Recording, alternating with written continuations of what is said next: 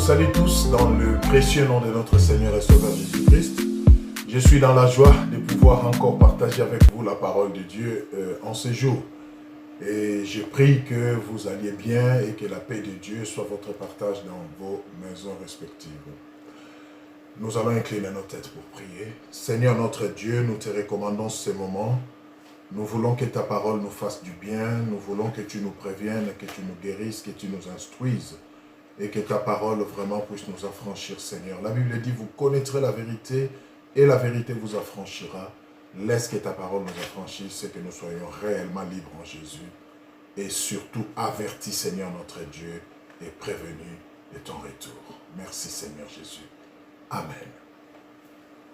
Bien-aimés dans le Seigneur, nous voulons commencer un enseignement qui va prendre plusieurs phases selon que le Seigneur va le permettre.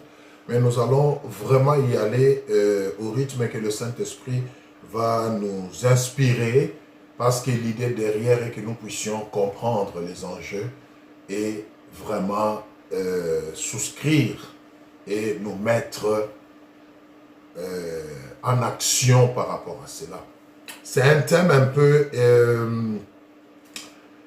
nous verrons différents thèmes, mais qui vont tourner autour de ce qu'on appelle l'étude des temps de la fin.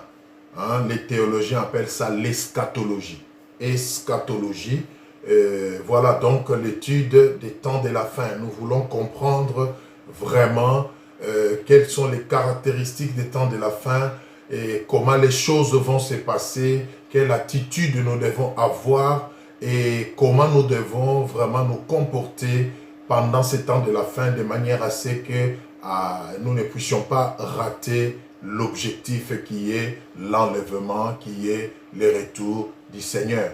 Donc il y aura différents thèmes que nous allons aborder de cette manière-là. L'eschatologie, ne vous laissez pas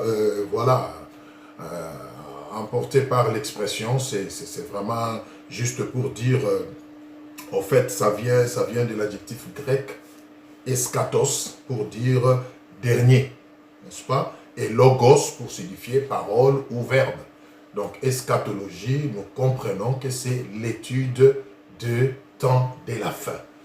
Oui, bien-aimés, que nous le voulions ou pas,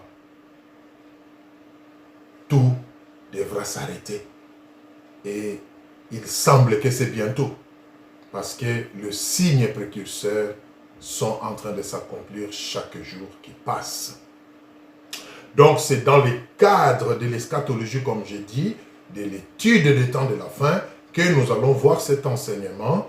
Et le thème d'aujourd'hui, de cette première séance, nous s'intitule comme suit, le retour de Christ. Le retour de Christ. Ça, c'est le thème que nous allons aborder cette fois-ci. Le retour de Jésus-Christ.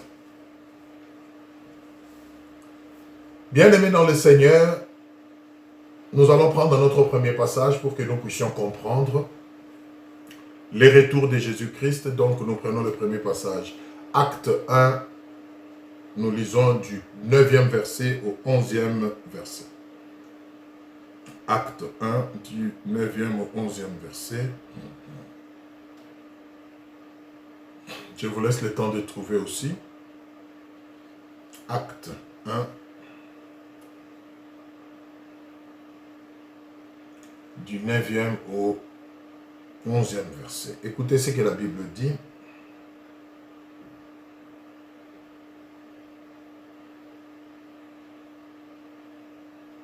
Après avoir dit cela, il fut élevé pendant qu'il les regardait, et une nuée les déroba à leurs yeux.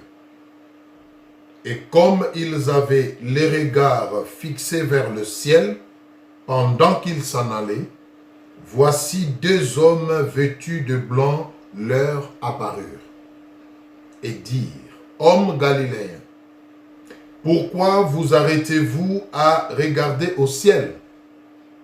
C'est Jésus qui a été enlevé au ciel du milieu de vous, viendra de la même manière que vous l'avez vu aller au ciel.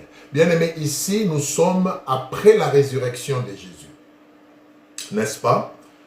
La Bible dit qu'après sa résurrection, le troisième jour, Jésus s'est fait voir plusieurs fois et à différents endroits à ses disciples et au peuple pour attester qu'il était effectivement ressuscité. Mais il ne devait plus rester sur cette terre étant homme, parce que sa mission était accomplie. Et la Bible dit qu'après avoir instruit les disciples, après avoir donné les dernières directives, Jésus a été enlevé. Dans le ciel, enlevé. Tous les disciples le voyaient être enlevé jusqu'à ce que la Bible dit une nuée l'a dérobé de leur vue. Et ils ont vu deux hommes vêtus de blanc, donc les anges, qui leur disent, vous l'avez vu partir. Sachez que de la même manière qu'il est parti, il va aussi revenir. Donc, le retour de Christ, bien-aimé, c'est quelque chose d'évident, c'est quelque chose de vrai. De la même manière que vous l'avez vu partir, de la même manière, il reviendra. C'est très important. Donc, Jésus-Christ reviendra aussi sûrement qu'il s'en est allé. Il reviendra. Prenons encore un autre passage. Et ici, c'était même avant qu'il ne soit mis à mort, quand il préparait déjà ses disciples à sa mort. Écoutez ce qu'il a dit. Donc, nous prenons le deuxième passage. Jean 14, verset 3. Jean 14, verset 3. Jean 14, verset 3. La Bible dit, et ici c'est lui-même qui parlait, Jean 14 donc, le verset 3. Écoutez ce que la Bible dit. Et lorsque je m'en serai allé, ici c'est lui-même qui parle, et que je vous aurai préparé une place, je reviendrai et je vous prendrai avec moi, afin que là où je suis, vous y soyez aussi. Oui. Et ici, il n'était même pas encore mort. Il préparait les disciples. Il annonçait les choses qui allaient venir. Je vais mourir bientôt. Je vais ressusciter après le troisième jour. Et je m'en serai parti. Et je reviendrai pour vous chercher. Donc, ces deux passages, il y en a plein, bien aimés. Mais ces deux passages déjà nous attestent et nous confirment qu'aussi sûrement qu'il s'en est allé, Jésus-Christ reviendra. Son retour est mentionné des centaines de fois dans la parole. Puisque toutes les prophéties passées se sont réalisées, nous croyons que celle de son retour aussi se réalisera également. Mais ce qui est intéressant dans ça, c'est que c'est là même l'espérance, alléluia, et notre consolation, nous qui croyons en lui.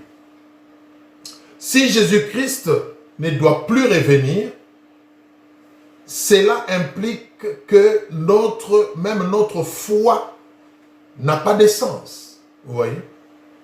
Parce que si nous les servons, si nous marchons avec lui, si nous obéissons à sa parole, si nous les représentons sur cette terre, c'est parce que nous avons une espérance. Et nous venons de lire dans Jean 14, verset 3, lui-même avait fait la promesse. Il dit, je m'en vais vous préparer une place.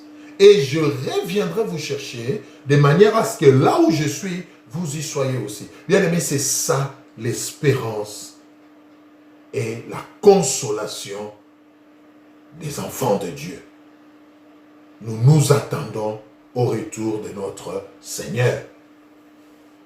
Mais bizarrement, et cela n'est pas étonnant, que certains puissent s'en moquer.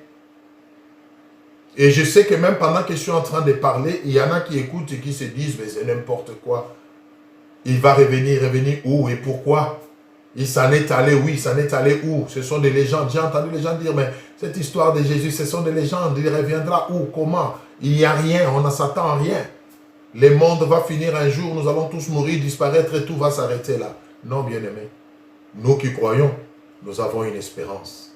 Nous qui croyons, nous avons une consolation qui nous attend. C'est le retour de Christ.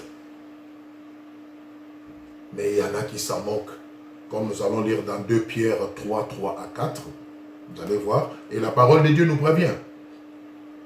Donc ne soyez pas étonnés, bien-aimés, que certains minimisent ce qui est pour nous une espérance et une consolation.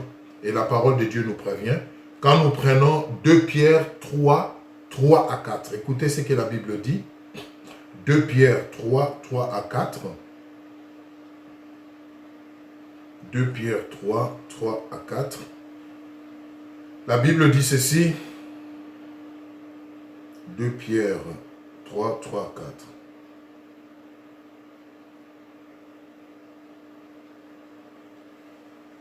Enseignez par vos apôtres, sachant avant tout que dans les derniers jours, il viendra des moqueurs avec leurs railleries, marchant selon leur propre convoitise et disant, écoutez, où est la promesse de son avènement? Où est la promesse de son retour? Car depuis que les pères sont morts, tout demeure comme dès le commencement de la création. Oui, il y a des gens qui le disent. Vous les servez, vous vous attachez à lui, vous vous sanctifiez et vous vous dites qu'il va revenir. Mais ce n'est pas aujourd'hui qu'on a commencé à parler de ces retours. Ce n'est pas aujourd'hui.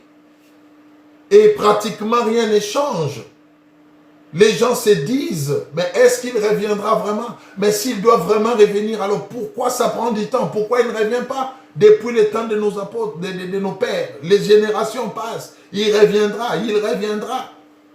Mais jusqu'à quand? C'est une folie. Et les gens s'en moquent. Ils vivent selon leur convoitise, ils vivent selon la chair et ils se disent, ils ne s'attendent à rien. Mais bien aimés, vous qui croyez, ne vous laissez pas séduire par ces moqueries. Ne vous laissez surtout pas décourager par ces moqueries, parce que cette promesse est réelle. Elle s'accomplira. Comme nous allons voir par la suite, elle s'accomplira. Et nous verrons dans la suite qu'est-ce qui motive notre foi. Qu'est-ce qui nous fait croire que cela va s'accomplir? Nous allons le voir par la suite. Donc, soyons vigilants.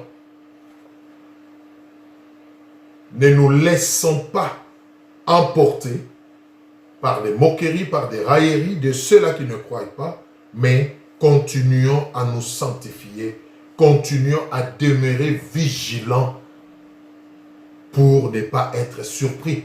C'est ce que l'apôtre Pierre était en train de dire aux chrétiens de ce temps-là. Il dit, ne vous laissez pas séduire en disant comme tout le monde, ben, c'est faux, il ne revient. Non, il reviendra. Que cela vous prépare davantage, vous pousse davantage à vous sanctifier et à demeurer vigilant parce que le Seigneur reviendra comme il l'a promis. Nous attendons le retour de Jésus-Christ à tout moment. Ce retour, cet avènement bien-aimé, se fera à tout moment. Ça peut être pendant que nous sommes en train de partager la parole, tout s'arrête et le Seigneur revient. Ça peut être au milieu de la nuit pendant que nous dormons. Ça peut être au milieu de ta douche. Tu es en train de prendre ta douche et tout s'arrête. Bien aimé, ça viendra de manière qu'on n'a pas prévues. Et nous allons le voir, la Bible dit même que ce retour-là du Seigneur se fera au moment où on s'y attendra le moins. Voilà pourquoi nous devons être vigilants, nous devons demeurer dans la sanctification pour que quelle que soit la manière ou le moment, nous soyons prêts à être enlevés. Dans Apocalypse 22, le dernier chapitre de la Bible, Jésus affirme 3 fois, « Je viens bientôt ». Alléluia. Nous allons lire ça. Apocalypse 22.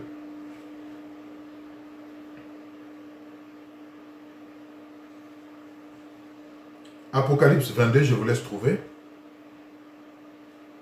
Apocalypse 22, nous lisons le verset 7, 12 et 20. Donc, Apocalypse, c'est le dernier livre du Nouveau Testament. 22. Nous lisons le verset 7. Et voici, je viens bientôt. Heureux celui qui garde les paroles de la prophétie de ce livre. Prenons le verset 12. Voici, je viens bientôt, et ma rétribution est avec moi pour rendre à chacun selon ce qu'est son œuvre. Bien-aimé, c'est le Seigneur qui parle. Il avertit, il vient bientôt. Il vient bientôt. Le verset 20. Toujours dans Apocalypse 22, le verset 20. C'est lui qui atteste ces choses dit, oui, je viens bientôt. Amen. Viens Seigneur Jésus-Christ. Bien-aimé, le Seigneur vient bientôt. Ne suivez pas les moqueurs. Ne suivez pas ceux qui sont dans la moquerie, dans des railleries, disant que c'est une légende, c'est n'importe quoi. Non, bien-aimé, c'est une réalité. Et j'ai entendu les gens dire, si vraiment il devait venir, depuis le temps des apôtres, je reviens bientôt. Mais c'est bientôt là, finalement, ça fait des siècles, ça fait des générations. Non, bien-aimé. Comprenons la pensée de Dieu. Quand nous lisons la parole de Dieu, ne cherchons pas à comprendre ça avec notre intelligence humaine. Cherchons à ce que le Seigneur nous inspire pour que nous puissions comprendre quel est le message qui est véhiculé par ce que nous lisons. Au fait, dans la parole de Dieu, quand le Seigneur lui-même disait « je reviens bientôt », ce n'était pas bientôt dans le sens du temps. Non, c'était bientôt dans le sens de l'improvisation. C'est comme ça que nous devons comprendre ça. Quand le Seigneur dit « je reviens bientôt », comprenons ça dans le sens de « je reviens soudainement ». Je reviens brusquement. C'est comme ça qu'il faut comprendre ça. Ce n'est pas nécessairement bientôt par rapport au temps et vous commencez à compter les temps. Depuis qu'il a dit ça, les apôtres sont morts, ils ont dit ça, mais finalement les bientôt là ne s'accomplit toujours pas. Non, bien aimé, les bientôt ici, prenez ça dans le sens de soudainement. Je reviens bientôt veut dire littéralement, je reviens soudainement, brusquement, à l'improviste. Et parce que c'est brusquement, parce que c'est soudain, au moment où on s'y attendra le moins, la recommandation, bien-aimée, c'est que nous continuions à nous sanctifier et à être vigilants pour ne pas passer à côté de ce grand événement, bien-aimé, qui va mettre fin à toutes choses et chacun recevra selon l'œuvre qu'il aura faite. C'est très important. Toujours par rapport au retour de Jésus, qu'est-ce qui va les caractériser aussi? Nul ne sait quand il reviendra. Nous venons de le dire. Je reviens bientôt. Prenons ça dans le sens, je reviens soudainement. Soudainement, brusquement. Ça peut être maintenant, ça peut être après 100 ans, ça peut être après 20 ans, ça peut être... Voilà pourquoi les gens se sont trompés. Parce qu'ils n'ont pas eu la révélation de bientôt. Ah ben bientôt, Jean-Baptiste a dit, préparez-vous, il revient. Les apôtres ont parlé, il y a combien de siècles, combien de générations se sont passées. Bien aimés, faites attention. La notion de temps n'est pas nécessairement ce qui va limiter Dieu. Je reviens bientôt signifie je reviens soudainement. Je reviens brusquement.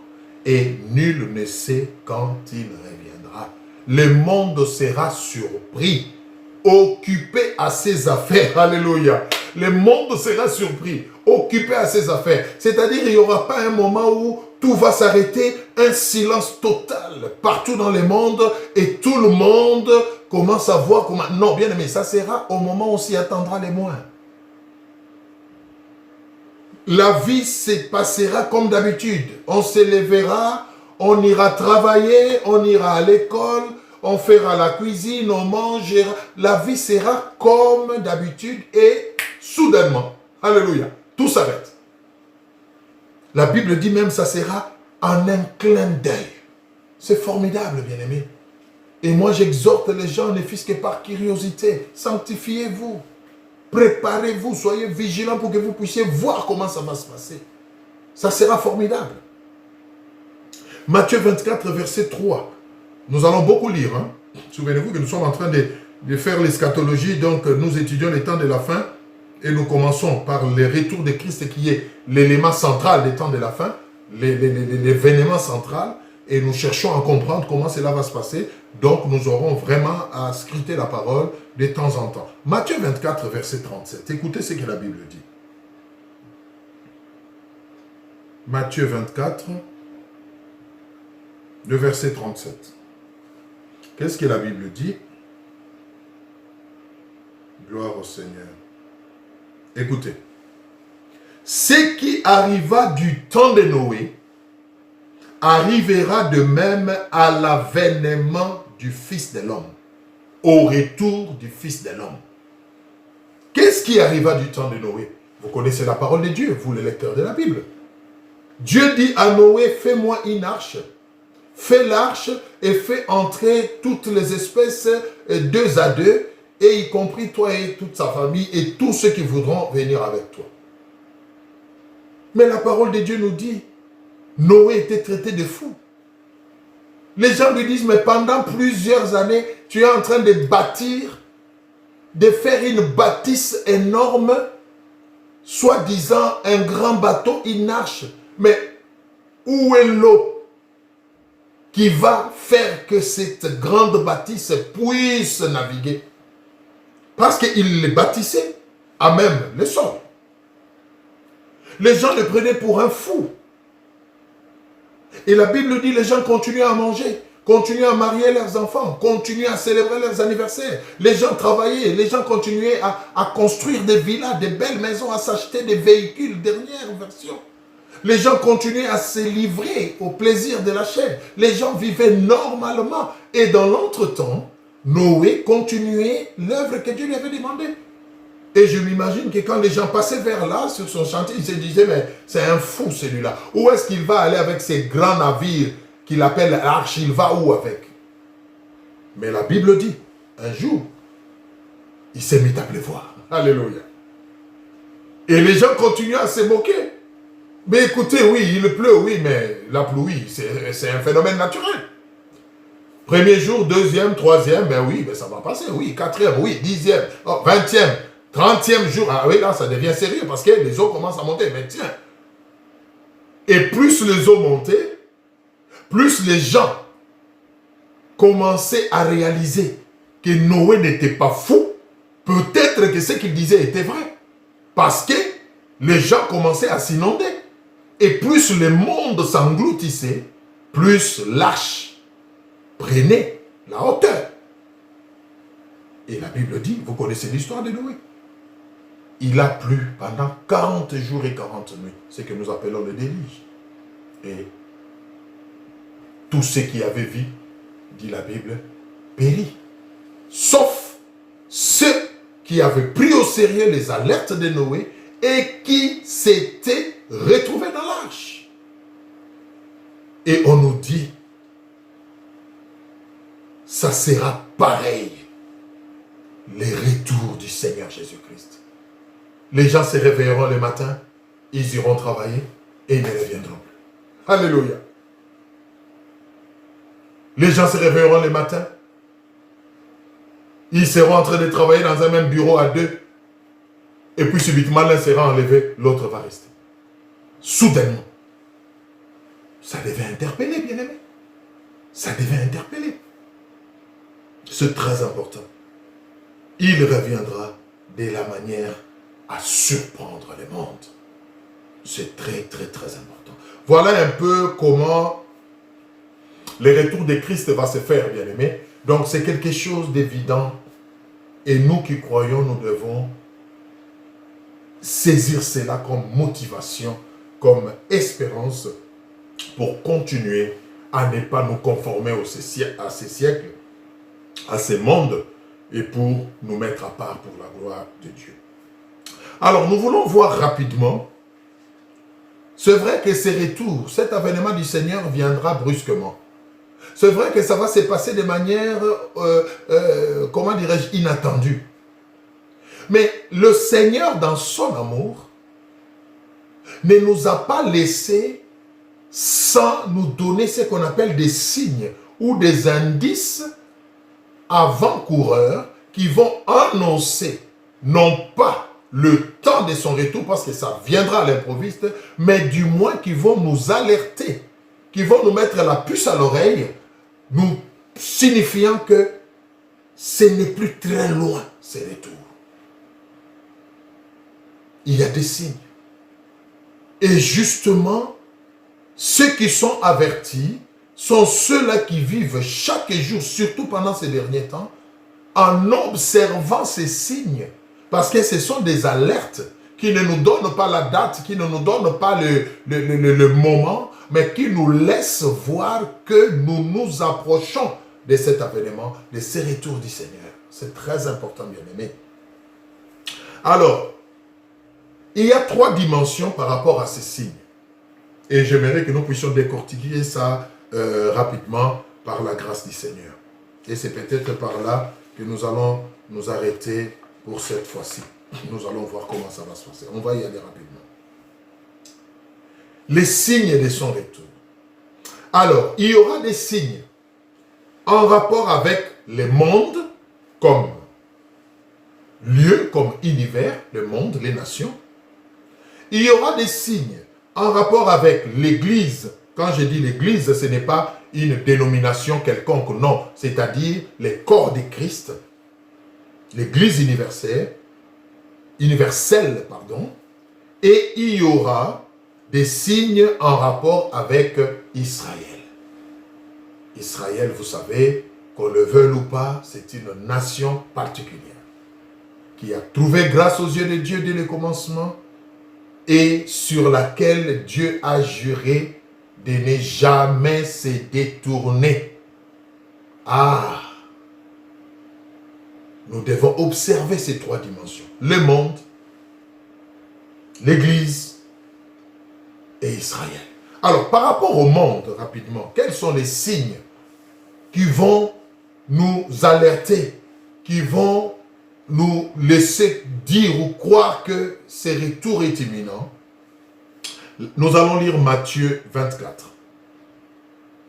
Matthieu 24, du 6e verset au 7e. Que le Seigneur nous aide à comprendre ces choses, bien-aimés. Moi, personnellement, quand je les ai compris, j'ai encore eu la haine du monde. J'ai encore eu la crainte de Dieu. Et je me suis dit, Seigneur, pour rien au monde, je n'aimerais rater ton retour, rater ton avènement. Parce que comme nous allons le voir plus tard, ceux qui vont rater ces retours de Christ seront sauvés comme par le feu, comme la Bible le dit. Et il ne faut pas en arriver là. C'est le moment, bien-aimé, de se mettre en ordre avec le Seigneur pour être sauvé par la grâce. Alors, en rapport avec le monde, nous allons voir quelques signes précurseurs. Donc, nous prenons Matthieu 24, du 6e au 7e verset. Écoutez ce que la Bible dit.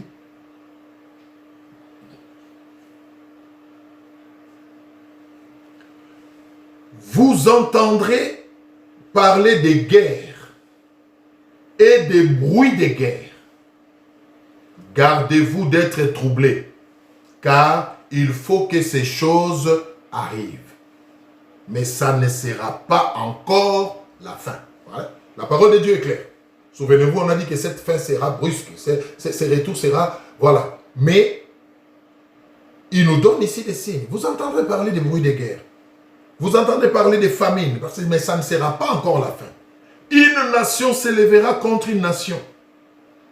Et un royaume contre un royaume. Et il y aura en divers lieux des famines et des tremblements de terre. Tout cela ne sera que le commencement des douleurs. Prenons le verset 29. Toujours Matthieu 24, le verset 29. Aussitôt après ces jours de détresse, le soleil s'obscurcira, la lune ne donnera plus sa lumière, les étoiles tomberont du ciel et les puissances des cieux seront ébranlées. Ébranlées. Voilà les signes par rapport au monde. Des guerres, des bruits de guerre, la famine, des tremblements de terre. Bien aimé, ouvrez les yeux, suivez les nouvelles. S'il n'y a pas de tremblement de terre à gauche, il y a tsunami à droite. S'il n'y a pas de tsunami, il y a éruption volcanique. Bien aimé, chaque jour qui passe, il y a un événement qui, normalement, devait nous amener à être avertis que nous nous approchons de la fin.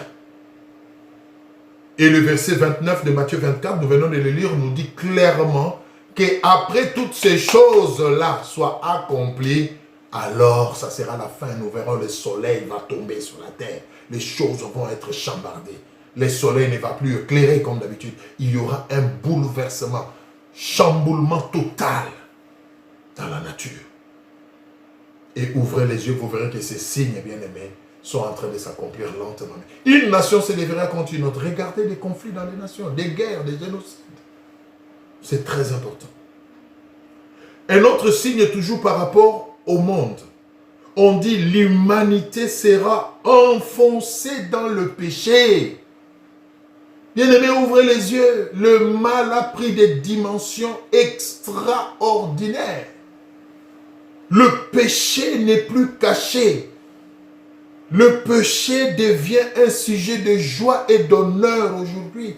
Quand tu vis sans péché, quand tu te respectes, quand tu vis normalement, tu es mal vu. Le mal a supplanté le bien.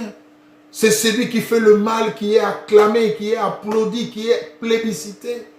Celui qui veut faire le bien est marginalisé. Celui qui veut être objectif est mal vu. Mais ce sont des choses qui ne devaient pas nous laisser indifférents. Ce sont des choses qui devaient nous amener à nous questionner, bien-aimés. Et la parole de Dieu nous avertit là-dessus. Prenons 2 Timothée 3, de 1 à 5. Nous allons lire. 2 Timothée 3, de 1 à 5. 2 Timothée 3, 1 à 5. Je vous laisse trouver aussi.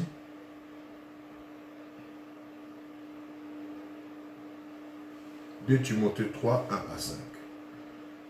Oh, que le Seigneur nous aide à compter nos jours et à vivre réellement comme des pèlerins sur cette terre. 2 Timothée 3, 1 à 5. Écoutez ce que la Bible dit. J'aime la parole de Dieu. Écoutez. Sache que dans les derniers jours, il y aura des temps difficiles. Car les hommes seront égoïstes, amis de l'argent, fanfarons, hautains, blasphémateurs, rebelles à leurs parents, ingrats, irréligieux, insensibles, déloyaux, calomniateurs, intempérants, cruels, ennemis des gens de bien, traîtres, emportés, enflés d'orgueil, aimant les plaisirs plus que Dieu, ayant l'apparence de la piété, mais reniant ce qui en fait la force. Éloigne-toi de ces hommes-là. Bien-aimés, la parole de Dieu est limpide, elle est claire. Les signes qui annoncent le retour du Seigneur par rapport au monde, par rapport à l'humanité, c'est que le mal va prendre des dimensions incommensurables. Et ouvrons les yeux, bien-aimés. Les hommes sont prêts aujourd'hui à tout, pourvu qu'ils puissent retrouver leurs intérêts. L'homme n'a plus de frein par rapport au mal. Il est prêt à tout pourvu qu'il puisse être satisfait. Regardez la prostitution, regardez l'impudicité, regardez les vols, des crimes. Et le monde trouve des noms pour justifier ça. Et pourtant, ce sont des signes de la fin. Vous apprenez qu'un homme a tué sa femme et ses 4 enfants. Et on appelle ça crime passionnel. On donne de beaux noms pour atténuer. Bien-aimés, ne vous laissez pas séduire. Ce sont des choses qui devaient vous interpeller. Vous dire que le Seigneur est à la porte. Nous approchons lentement mais sûrement de la fin de toutes choses. Regardez la prostitution. Regardez les antivaleurs. Aujourd'hui, il y a même des nations où on a officialisé le mal. Il y a eu un temps où l'ennemi s'est caché. Les gens qui faisaient le mal s'est gêné, s'est caché parce qu'ils se reprochaient. Aujourd'hui, ils ne se reprochent plus. Ils réclament même leurs droits dans le mal. Bien-aimés, ce sont des choses terribles. On nous dit que pendant ces derniers temps, comme signe dans le monde, les hommes vont aimer beaucoup plus le plaisir que Dieu. Mais c'est ce que nous voyons. Quand tu pries aujourd'hui, quand tu es sérieux avec ton Dieu, mais tu es marginalisé, les gens préfèrent danser, boire, passer des nuits entières dans le plaisir, mais ils sont incapables de passer 10 minutes dans la présence de Dieu. Alléluia. Les boîtes de nuit sont pleines. Des lieux d'amusement sont pleins. Les gens se préparent pour des vacances, ils mettent du budget, du paquet. Mais pas pour les choses de Dieu. Bien-aimés, ça ne devait pas vous laisser indifférent. Tous ces signes, ce sont des signes qui annoncent. Ce sont des signes précurseurs, bien-aimés. Ne restez pas indifférents et ne tombez pas dans ces pièges. Il y a beaucoup à dire. Nous restons toujours dans les signes du retour du Seigneur. Maintenant, par rapport à l'Église. Ça, c'était par rapport au monde, aux hommes, à l'humanité. Maintenant, par rapport à l'Église, la Bible dit il y aura des faux Christ. Alléluia. Il y aura des faux prophètes. La vraie foi sera rare. La charité du plus grand nombre se refroidira. Dans l'Église, bien aimé, on ne parle plus du monde. Là, maintenant, nous sommes dans l'Église. La persécution, la trahison et la haine. L'évangile sera proclamé dans le monde entier. Nous voyons aujourd'hui des actions d'évangélisation. Pendant que les mal s'empirent, la grâce abonde aussi. Le Seigneur permet que sa parole aille jusqu'aux confins de la terre. Il y a des grandes organisations missionnaires pour atteindre les confins. Tout ça, ce sont des signes, bien-aimés. Aujourd'hui, c'est tout le monde qui vous dit « Je suis prophète, je suis pasteur, je suis serviteur de Dieu ». Aujourd'hui, c'est tout le monde qui a une révélation. Mais la parole de Dieu nous dit, faites attention, c'est aussi des signes. Quand tout le monde prétendra venir de Dieu, faites attention. Jésus lui-même a dit, beaucoup viendront en mon nom, mais je ne les aurai pas envoyés. Alléluia. Les gens se haïssent dans l'église, les gens se font des coups bas dans l'église, les gens prétendent prier, mais en réalité, ils ne cherchent pas Dieu. Il y a des choses qu'on ne pouvait même pas nommer dans l'église, mais qui se nomment dans l'église. Aujourd'hui, nous allons prendre quelques passages rapidement. Restons toujours dans... Bon, on a déjà lu Matthieu 24. Prenons quand même Matthieu 24, 5.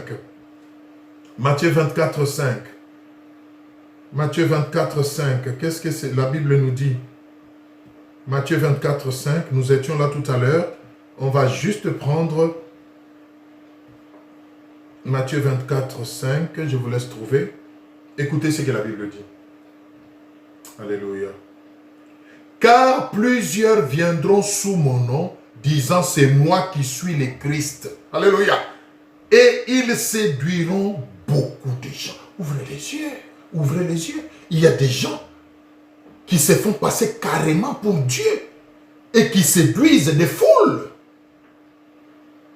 C'est un signe qui ne devait pas nous laisser indifférents, bien-aimés. C'est un signe qui ne trompe pas. C'est très important. La vraie foi sera rare. Luc 18, verset 8. Luc 18, verset 8. Luc 18, verset 8. Écoutez. Je vous l'ai dit, il leur fera promptement justice. Mais quand le Fils de l'homme viendra, trouvera-t-il la foi sur la terre?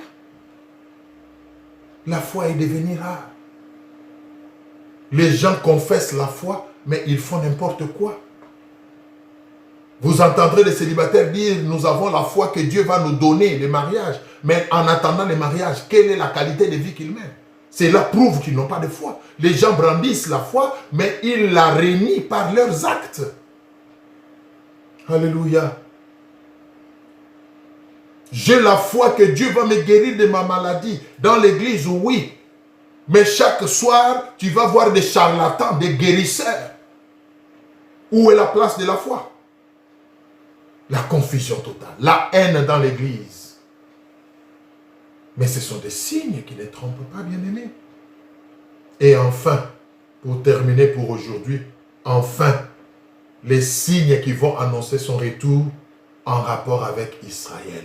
Bien-aimés, je venais de le dire tantôt, Israël est une nation particulière. Nous devons fixer nos yeux sur Israël, observer ce qui se passe en Israël. Le pays était un aspect important de la promesse de Dieu faite à Abraham et à Israël.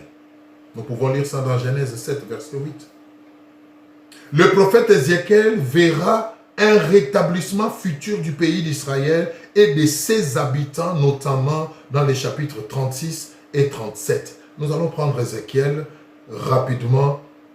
Non, Ézéchiel, est-ce que nous aurons le temps de les finir? Je préfère que nous puissions prendre rapidement Genèse 17, verset 8. Genèse 17, verset 8. On va terminer par là pour cette première séance. Genèse 17, verset 8. Genèse 17, verset 8. Écoutez ce que la Bible dit. Je te donnerai et à tes descendants, après toi, les pays que tu habites comme étranger, tous les pays de Canaan en possession perpétuelle, et je serai leur Dieu. Et je serai leur Dieu. Verset 13. On devra circoncire celui qui est né dans la maison et celui qui est acquis a pris l'argent, et mon alliance sera dans votre chair, une alliance perpétuelle. Bien aimé, Dieu a traité une alliance perpétuelle avec Israël. Observez Israël, priez pour Israël, bien aimé, c'est un indicateur du temps de la fin. La Bible dit Dieu a promis de rassembler Israël. Suivez les informations, vous verrez que Israël est maintenant une nation. Israël est en train de se reconstituer, bien aimé. C'est un signe que nous arrivons. Le Seigneur revient bientôt. Jérusalem, Israël a établi sa capitale dans Jérusalem. Les choses sont en train de revenir petit à petit, exactement telles que les prophéties les avaient annoncées. Bien aimé, il y a une simple question qu'il faut se poser. Si les prophéties s'accomplissent par rapport à Israël, qui est maintenant une nation, nous le suivons. Donc, la prophétie pour le retour du Seigneur aussi devra s'accomplir. Prenez le temps de lire, le temps nous fait défaut, mais lisez Ézéchiel, le chapitre 36 et le chapitre 37, où on nous parle de la restauration, du rétablissement futur d'Israël et de ses habitants. Et ce sont des choses qui se font maintenant là. Israël devient de plus en plus fort, se reconstitue. Ce sont des choses qui étaient annoncées et qui sont données comme signes pour nous, pour savoir que le Seigneur est à la porte, bien-aimés. Jésus-Christ, bien-aimé, revient bientôt. Et revenir bientôt, ne prenez pas ça dans le sens du temps, c'est dans le sens de l'improvisation. Jésus revient soudainement, Jésus revient brusquement.